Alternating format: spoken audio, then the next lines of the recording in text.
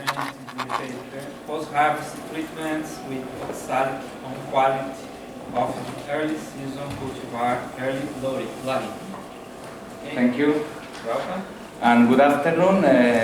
Thank you for coming today here. I'm not going to spend so many minutes. It's going to be quite short. You are not going to have to use that. No problem. Good afternoon, and thank you to the organizing and scientific committee by choosing this research as an oral presentation, which is titled Post-Harvest Treatment with Oxalic Acid on Quality of the Early Season Cultivar Early Loading. This research has been performed at the University Miguel Hernández in Spain.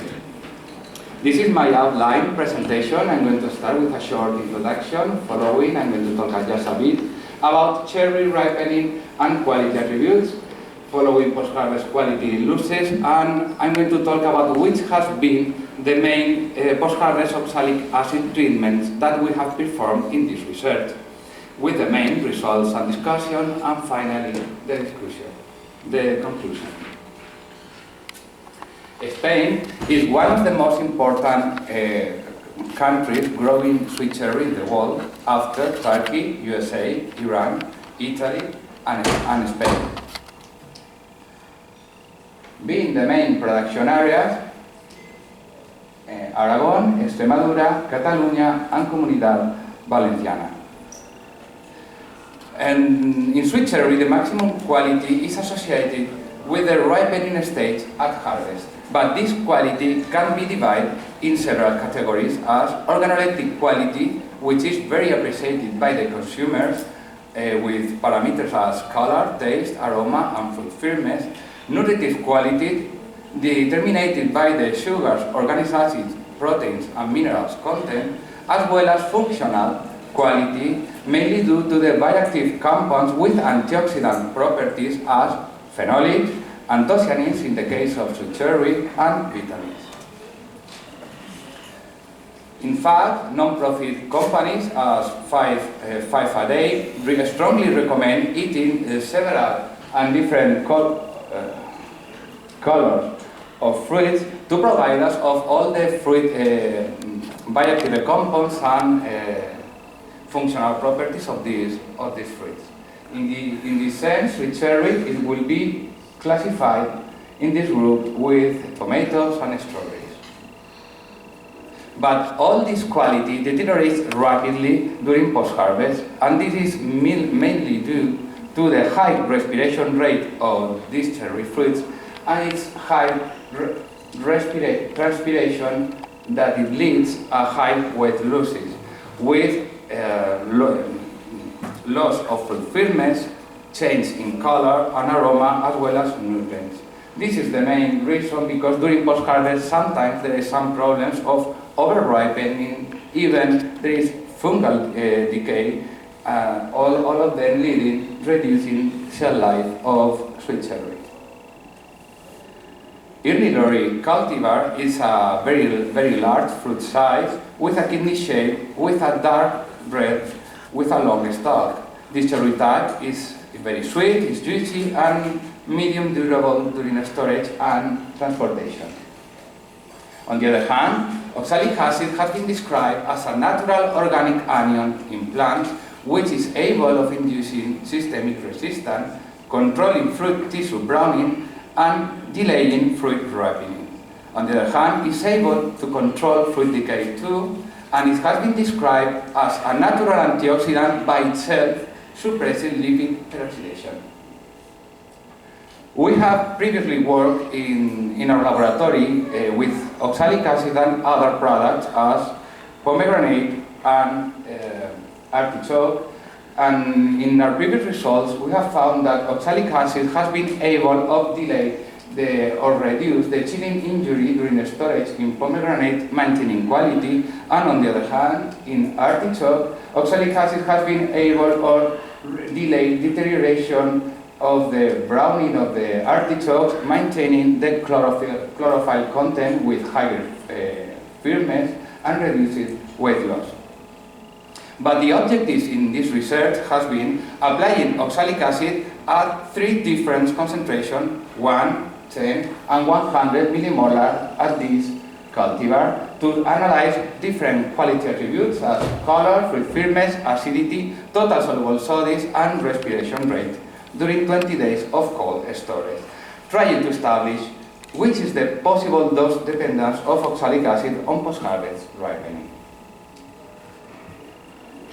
This has been the experimental design. As you can see in the picture, we divide all the fruits in 4 lots. One lot without treatment, just all the fruits were dipped in distilled water, and the rest of the fruits were dipped in different oxalic acid solutions. All the fruits were stored under 2 degrees of temperature, and samples were taken out after 5, 10, 15, and 20 days. With respect with fruit firmness, as it was expected, there was a decrease of fruit firmness during storage, mainly in control fruits, as you can see, while the rest of the fruits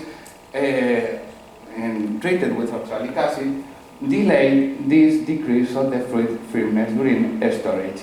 In fact, at the end of the storage, the highest firmness was found for 1 millimolar oxalic acid treated cherries. The same behavior we obtained when we analyzed the results of total acidity during post-harvest. I mean, there was a decrease of the total acidity during storage in comparison with the higher values of the rest of the fruits, which maintain the acidity of this sweet cherry. But we didn't find any kind of dose dependence between different doses at the end of the storage.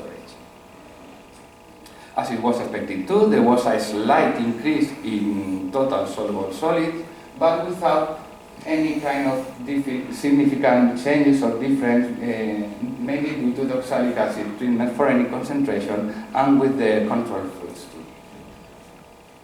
With respect to the ripening index that we obtained through a relation between total soluble solids and total acidity, we obtained the results in which the control fruits show a higher ripening index in comparison with the rest of the fruits with lower values of this parameter. But we didn't find any kind of dose dependence during the storage. With respect of the color, there was the color evolved very slowly between these units without significant changes observed due to the oxalic acid treatment at any concentration. However, when we observe the data that we obtained during the storage of respiration rate, it's easy to see as all the control fruits show a higher respiration rate in comparison with the treated ones. In fact, at the end of the storage, the lowest respiration rate was found for 1 millimolar oxalic acid treated cherries. So, in conclusion, oxalic acid applied as post-harvest treatment could be considered as a good tool to maintain quality during storage of sweet cherry, because cherries dipped in solutions containing oxalic acid delay the post-harvest ripening process, especially fruit firmness and acidity retention. But no dose dependence was observed among the applied doses. By this reason, oxalic acid at 1 millimolar could be used with net benefits in terms of quality. In fact, fruit treated with this concentration with 1 millimolar was able to extend its shelf life during 10 days more. And this is the group which has been involved in this research. You can find here attending at the Congress to the Professor Daniel Valero and Professor Salvador Castillo. And that's all. Thank you very much for your attention.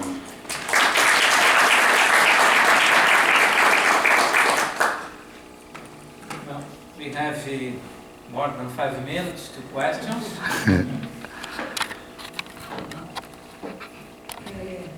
So I can have two questions.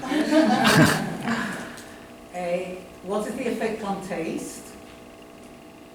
And is this cultivar susceptible to pitting in storage? And if so, is it affected by treatment?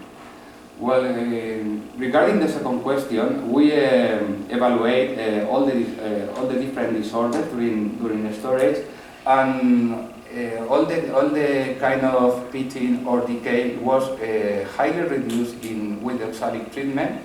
Pitting as well. Pitting as well. I don't remember. Yes. Yeah. Well, Daniel told me that pitting too. So must be. I don't remember if because that part I don't do it. I remember that the spoilage of microorganisms that was almost disappeared of all the treated fruits. And regarding the acidity in taste, when we all of the group we tried the sweet cherry, we didn't detect any strange taste or flavor in the fruits. Thanks, Ruth. There was an effect on microorganism growth. Sorry? Was there an effect on microorganism growth?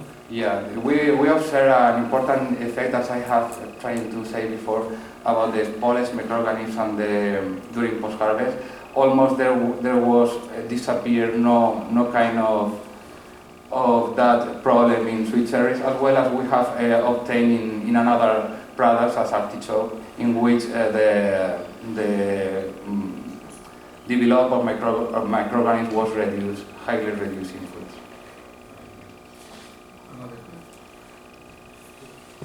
The effects on stem colour? Sorry? Stem colour, did it affect the rate of browning of the stem? We expected a very an important effect on stem color, but it was not so representative in this cultivar. We didn't observe that. Fabian, I have two questions. One easy. Did you measure oxalic acid inside the fruit? Mm-hmm. And the second one, do you have an idea on the mechanism? How did it do it? How does it work? Well, regarding the first question, we measure by HPLC the oxalic acid content and increase the oxalic acid content. And this could be answer a bit the second question. It's clear in the previous in this graph in this figure that there was a lower respiration rate. Perhaps this increase of the organic acid is involved, as Pietro Tunuti has been telling this morning, delaying the glucolysis, because the oxalic acid take part, as he has said before, as oxalacetate in the pathway of 3-carboxylic acids. So that pathway can delay the glucolysis, and with that the respiration rate, and that will be delaying the metabolism of these fruits. Another question? Do you know which are the main pathogen of strawberries? Because let's say botrytis with oxalic as part of the pathogenicity. Can you repeat a bit loud, because I'm a bit blind of my left ear? It's true, I don't hear nothing by this ear, so if you are so kind, can you repeat a bit louder? Do you know which pathogen are the main pathogen in strawberry? Because botrytis and sclerotinia use oxalic as a pathogenicity agent. We have proof with botrytis, and it was able to reduce the botrytis, and I don't remember if we tried with another one. Which one, Daniel? Monilia. Monilia cinerea. No, Monilia fruticola. Monilia fruticola. The last question, and Paul? What about the dose? Why did you choose 100 millimolar compared with pomegranate that you mentioned it was 6 millimolar, and with artichokes it was just 1 millimolar? Why this dose so high? Well, when we have obtained good results in other research, we always have been with good results with 1 millimolar. In this case, we try with in another cultivar with 0.5 millimolar with good results. But with that, we start with 1 millimolar, and even to observe if increasing the dose we obtain better results is the reason, because we applied more dose, but at the end, as you can see, it's not necessary. Thank you very much. Thank you to all of you.